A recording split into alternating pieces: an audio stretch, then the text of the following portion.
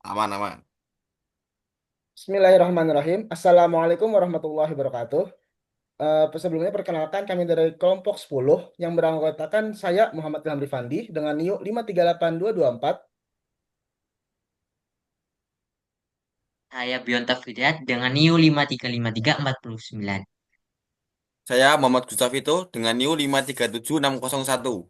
dan izinkan kami untuk mempresentasikan hasil diskusi kami mengenai statistika inferensia dengan bab pendugaan parameter. Next. Oke. Baik, untuk bab pertama itu ialah pendugaan estimasi parameter. Apa itu? Yaitu adalah proses menggunakan data dari sampel untuk memperkirakan nilai parameter populasi yang tidak diketahui. Jenis pendugaannya itu terbagi dua, yaitu pendugaan titik tunggal dan pendugaan interval.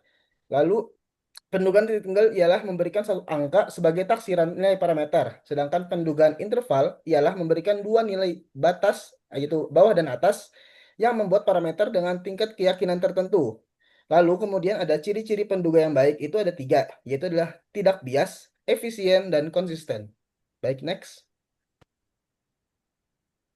Selanjutnya ialah jenis-jenis pendugaan berdasarkan parameternya. Itu terbagi tiga. Yang pertama ialah pendugaan rata-rata. Itu disimbolkan dengan mikro, ya.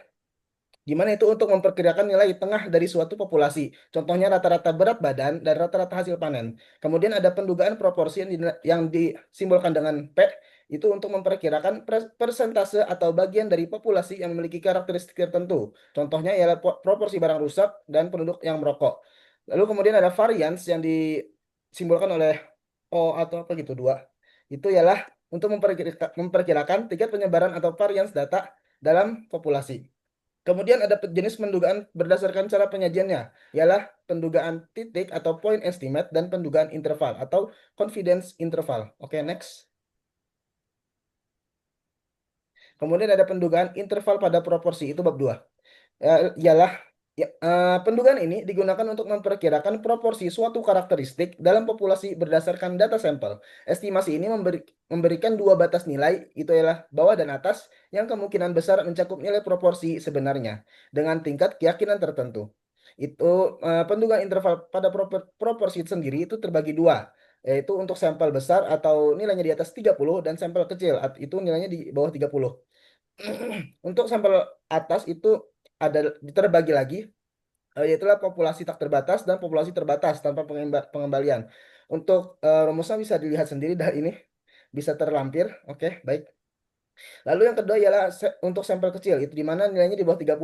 Itu menggunakan distribusi T dengan formula yang mirip, tetapi menggunakan nilai T dan disesuaikan dengan derajat kebebasan. Oke, next.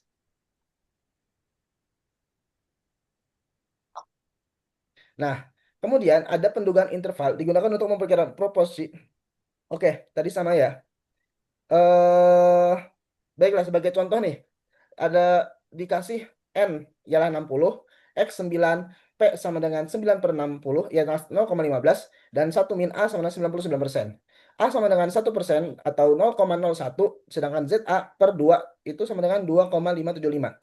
Itu bagaimana menghitungnya? Pertama, hitung dulu yaitulah nilai P, yaitu ada 0,15 ya tadi ya. Dan untuk simpangan baku itu menggunakan rumus yang terlampir didapatkan yaitu adalah angka 0,046.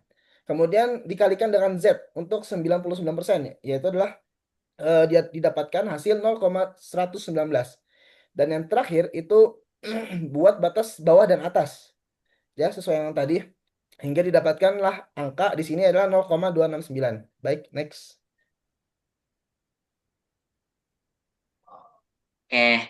Selanjutnya ada pendugaan variansi populasi. Nah, variansi populasi sendiri adalah ukuran yang menunjukkan seberapa jauh data tersebar dari rata-ratanya dalam suatu populasi. Jadi, kalau rata-rata adalah titik tengah, varians memberi tahu kita apakah data menyebar jauh dari titik itu atau justru yang dekat-dekat saja. Nah, misalnya nih, yang berkaitan dengan suatu tingkat kualitas produk yang diinginkan, agar bukan hanya rata-rata nilai parameternya yang memenuhi suatu persyaratan, tetapi juga konsistensi dari nilai tersebut harus bisa terjamin. Nah, terus estimasi variansi juga membantu kita untuk mengukur konsistensi data, mengontrol kualitas produk, mengambil keputusan, misalnya apakah proses produksi perlu diperbaiki atau tidak. Nah, estimasi varians populasi sendiri eh, bisa dilihat rumusnya ya teman-teman di sini. Nah, terus ini contoh soalnya. Nah, di contoh soal, suatu mesin pengisi gandum ke dalam kemasan dirancang untuk bekerja mengisi gandum ke dalam kotak rata-rata sebanyak 25 kilogram. Suatu pemeriksaan terhadap 15 kotak menunjukkan bahwa deviasi standar pengisian gandum adalah 0,0894 kilogram. Estimasikan deviasi standar populasi dengan tingkat kepercayaan 95%. Nah, bisa dijawab dengan rumus yang tadi, teman-teman. Jadi, eh, kan tadi udah dijelasin ya di sini buat standar pengisiannya 0,894. Nah, itu dikuadratkan terlebih dahulu soalnya yang di tadi ini dikuadratkan terlebih dahulu. Nah, jika udah terus diketahui N-nya 15, terus V-nya sama dengan N-1 yaitu 14. Nah, terus dengan tingkat kepercayaan 95% bisa diketahui dengan rumus A sama dengan yang di sini teman-teman A sama dengan satu min tingkat kepercayaan gitu. Nah, terus dihitunglah dan ditemukan hasilnya seperti ini ya, teman-teman. Oke, lanjut.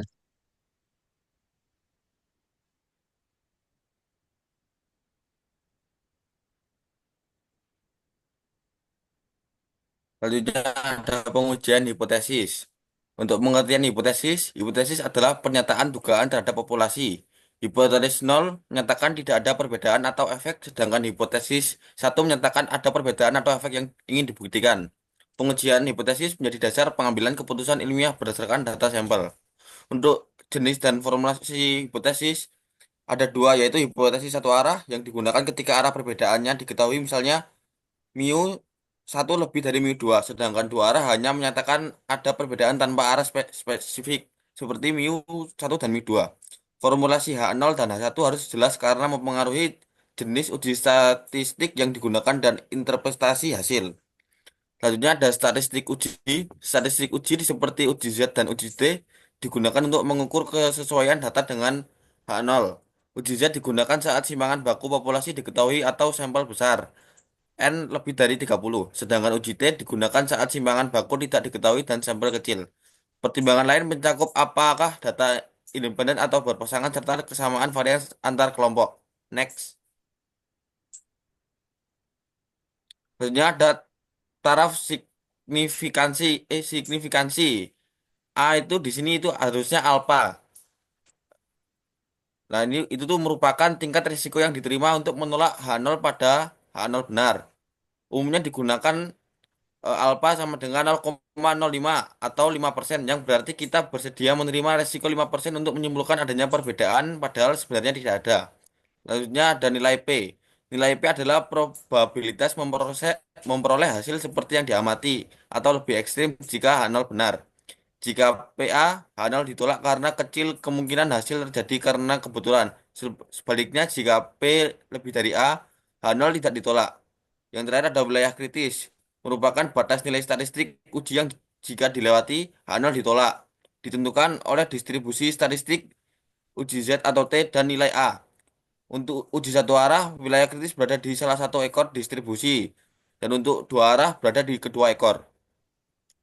Sekian dari kelompok kami. Apabila ada kesalahan dalam pemaparan materi, kami mohon maaf. Wassalamualaikum warahmatullahi wabarakatuh. Warahmatullahi wabarakatuh. Waalaikumsalam warahmatullahi wabarakatuh. Terima kasih teman-teman. Mulang, Pak. Mulang, Pak.